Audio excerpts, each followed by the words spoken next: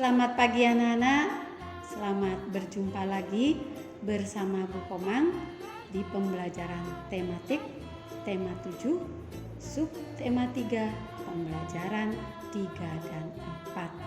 Nah, sebelum pembelajaran dimulai, Bu Guru bertanya, bagaimana kabarmu hari ini? Semoga semuanya dalam keadaan sehat selalu ya, dan selalu dalam lindungannya. Nah, anak-anak, kita akan belajar hari ini yaitu tentang tema 7 peristiwa dalam kehidupan dan subtema 3 peristiwa mengisi kemerdekaan, pembelajaran 3 dan 4. Nah, untuk itu mari kita berdoa terlebih dahulu. Berdoa, Bu Guru pimpin. Berdoa dimulai. Berdoa selesai. Anak-anak, adapun tujuan pembelajaran kita hari ini, yang pertama yaitu siswa mampu menjelaskan sejarah lahirnya Pancasila. Yang kedua, siswa mampu mengidentifikasi unsur-unsur dalam surat resmi. Yang ketiga, siswa mampu menjelaskan nilai-nilai luhur Pancasila yang berkembang di masyarakat serta cara menyikapi perbedaan dan keragaman di lingkungan sekolah. Itulah tadi tujuan dari pembelajaran kita hari ini. Nah, anak-anak, untuk lebih jelasnya, mari kita perhatikan tayangan berikut ini. Baiklah anak-anak, kita sekarang belajar tentang pendalaman materi tema 7 peristiwa dalam kehidupan, subtema 3 peristiwa mengisi kemerdekaan, pembelajaran 3 dan pembelajaran 4. Pertama, kita akan belajar tentang sejarah lahirnya Pancasila. Sidang pertama BPUPKI yang dilaksanakan pada tanggal 19 Mei sampai 1 Juni 1945 membahas tentang rancangan dasar negara, di mana terdapat 3 tokoh yang mengajukan pendapatnya tentang dasar negara. Tentang dasar negara Indonesia seperti berikut. Nah, tanggal penyampaian usulan yaitu tanggal 29 Mei 1945, di mana nama tokohnya Mr. Muhammad Yamin, di mana rumusan dasar negara yang dirumuskan yaitu 1. Peri kebangsaan, 2. Peri kemanusiaan, 3. Peri ketuhanan, 4. Peri kerakyatan, 5. Peri kesejahteraan, 5. Peri kesejahteraan rakyat. Nah, itu tadi yaitu Mr. Muhammad Yamin. Sedangkan pada tanggal 31 Mei 1945, di mana nama tokohnya Profesor Dr. Mr. Supomo. Rumusan dasar negara yang dirumuskan, pertama, persatuan, kedua, keseimbangan lahir dan batin, ketiga, kekeluargaan, keempat, keadilan rakyat, kelima, musyawarah. Nah, pada tanggal 1 Juni 1945, di mana nama tokohnya yaitu Insinyur Soekarno merumuskan dasar negara yaitu pertama, nasionalisme dan kebangsaan Indonesia, yang kedua, internasionalisme dan peri kemanusiaan, ketiga, mufakat atau demokrasi, keempat, kesejahteraan sosial, kelima, ketuhanan yang Maha Esa. Itulah 3 tokoh yang menyampaikan usulan yaitu Mr. Muhammad Yamin, Profesor Dr. Mr. Supomo, dan Insinyur Soekarno. Selanjutnya, kelima asas yang diusulkan oleh Insinyur Soekarno itu disebut Pancasila.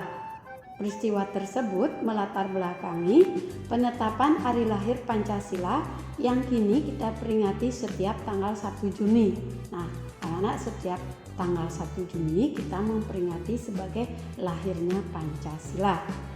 Sebelum memulai sidang kedua BPUPKI, dibentuklah kembali panitia yang dikenal sebagai Panitia 9. Pada tanggal 22 Juni 1945, Panitia 9 mengadakan rapat yang kemudian menghasilkan rumusan dasar negara yang tercantum dalam Piagam Jakarta.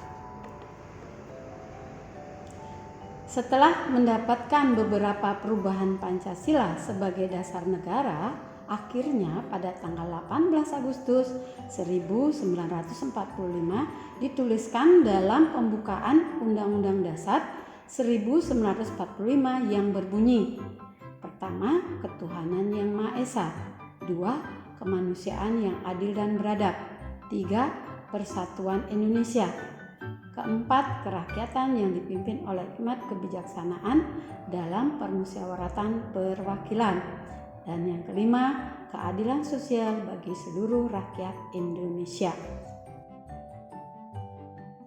Anak-anak, pada pembelajaran sebelumnya di pembelajaran 1 dan 2, khususnya tema 7 sub tema 3, kita sudah mempelajari tentang yaitu tentang surat undangan. Sekarang kita akan belajar tentang unsur-unsur dalam surat resmi. Adapun bagian-bagian yang terdapat dalam surat resmi itu adalah pertama unsur-unsurnya yaitu ada kop surat, di mana kop surat ini berfungsi atau keterangannya berisi identitas instansi pengirim surat beserta alamat lengkapnya. Yang kedua itu ada tanggal surat, di mana tanggal surat ini adalah untuk menunjukkan keterangan waktu dan tempat dibuatnya surat. Yang ketiga ada unsur yang namanya itu nomor, lampiran, dan perial surat, yang fungsinya yaitu berisi nomor dikeluarkan surat oleh instansi pengirim surat dan keterangan singkat mengenai maksud surat tersebut. Yang keempat ada tujuan, alamat tujuan, yaitu berisi identitas penerima surat. Yang kelima ada unsur-unsur salam pembuka, di mana salam pembukanya itu adalah berupa keterangan sapaan pengirim surat sekaligus pembuka surat. Yang keenam ada namanya isi surat. Nah, keterangan di sini isi surat yaitu pesan yang ingin disampaikan pengirim surat. Nah, di sini pesannya itu ada pada isi surat. Sedangkan yang ketujuh yaitu salam penutup, yaitu salam untuk mengakhiri surat. Dan yang terakhir pada unsur yang ke-8 yaitu nama pengirim, itulah identitas pengirim surat. Nah, ini adalah unsur-unsur dari dalam surat resmi. Nah, berikut kita perhatikan contoh surat undangan resmi. Nah, di sini sudah ada tabelnya, ini ada surat ya. Yang pertama ini namanya Sekolah Dasar Erlangga, Jalan Aji Baping Raya nomor 100 Jakarta Timur. Itu namanya kop surat. Nah, di sini di mana ada biasanya tandai ada garis tebal di sini anak-anak. Nah, itu namanya kop surat. Nah, yang namanya tanggal surat ada di pojok kanan, seperti contohnya Jakarta 10 Oktober 2017, itu namanya tanggal surat. Sedangkan yang namanya lampiran dan perial surat, nah seperti nomor 15 garing U garing 2017. Lampiran di sini karena tidak ada, dia tanda strip, dan perialnya apa? Yaitu undangan pameran seni siswa. Itu adalah contoh dari nomor lampiran dan perial surat. Nah, dan sekarang kita menuju alamat tujuan. Yang manakah yang dikatakan alamat tujuan? Yaitu YTA atau yang terhormat seluruh siswa SD Erlangga di Jakarta. Itu namanya alamat tujuan. Sedangkan yang namanya salam pembuka kita selalu mengawalinya dengan hormat. Karena ini surat resmi, maka kita pakai dengan hormat. Itu salam pembuka. Nah, sedangkan yang isinya panjang biasanya penuh itu namanya isi surat anak-anak. Nah, contohnya dengan ini kami informasikan bahwa SD Erlangga akan mengadakan pameran seni siswa. Oleh karena itu, seluruh siswa diharapkan hadir dalam acara tersebut yang diadakan pada hari dan tanggal Senin 23 Oktober 2017 Waktunya pukul 8 WIB sampai selesai, tempat aula utama SD Rangga. Nah, inilah yang namanya isi surat anak-anak. Ini dia lebih banyak isinya. Nah, sekarang yang termasuk salam penutup, yaitu di sini ada hormat kami anak-anak, contohnya hormat kami. Nah, sedangkan nama pengirim di sini namanya, ada namanya dan ada tanda tangan. Nah, di sini contohnya nama pengirimnya yaitu Pak Isal Kamal, MPD, atau Ketua Pelaksana Pameran Seni Siswa. Nah, inilah contoh surat resmi anak-anak. Nah, di mana contohnya surat resmi ini di paling atas itu ada kop surat, tanggal surat, nomor lampiran perihal surat ada sebelah kiri, alamat tujuan atau alamat yang tuju, ada salam pembuka. Nah, di sini ada isi surat, terus salam penutup, dan terakhir nama pengirim. Itulah tadi contoh surat undangan resmi. Nah, anak-anak, kita sekarang selanjutnya belajar mengenai nilai-nilai luhur Pancasila yang berkembang di masyarakat, di mana Pancasila memiliki beberapa fungsi dan kedudukan dalam masyarakat Indonesia, yaitu Pancasila sebagai dasar negara, di mana artinya Pancasila sebagai sumber dan dasar segala aturan hukum atau perundang-undangan yang berlaku di Indonesia. Nah, di sini fungsi Pancasila juga sebagai pandangan hidup dan ideologi bangsa, di mana artinya Pancasila merupakan sistem nilai yang ideal dan diyakini kebenarannya untuk diwujudkan dalam kehidupan bermasyarakat sebagai pemersatu bangsa. Nah, Pancasila juga berfungsi sebagai kepribadian bangsa. Artinya, Pancasila memberi corak dan ciri khas yang membedakan bangsa Indonesia dengan bangsa lainnya. Nah, inilah arti atau fungsi dari Pancasila, yaitu sebagai dasar negara, sebagai pandangan hidup dan ideologi bangsa, dan sebagai kepribadian bangsa.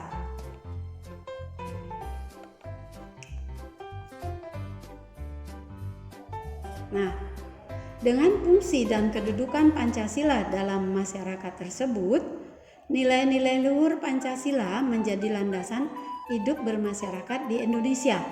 Hal tersebut diperlihatkan dengan berkembangnya budaya khas bangsa Indonesia, yaitu gotong royong. Nah, di sini anak-anak bisa melihat. Nah, di mana ciri khas bangsa Indonesia itu adalah gotong royong. Di sini contohnya ada gambar yang kerjasama atau gotong royong di dalam keluarga. Nah, yang kedua, ciri khasnya yaitu bangsa Indonesia, yaitu musyawarah. Di sini ada anak-anak sedang musyawarah yang didampingi oleh bapak atau ibu gurunya. Yang ketiga, yaitu ada toleransi.